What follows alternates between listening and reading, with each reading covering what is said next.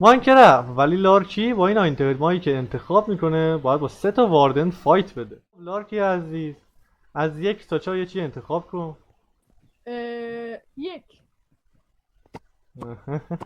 خب از 1 تا 4 دوباره. سه. بازم چیز خوبی شد. از 1 تا 3. یک. یک. بدک نیست. از 1 تا 3. از 1 تا 4 بگو. سه. 3 رو دوست داری؟ بازم خب یاد خوب نه، ولی خب از 1 تا 4 چیزایی که قراره توی دستت باشه. بگو نمیخواد تقلب کنی، بگو. چهار. بچه خب از 1 تا 4 دوباره بگو. دو. 2 دوست داری؟ 2 رو خیلی دوست دارم.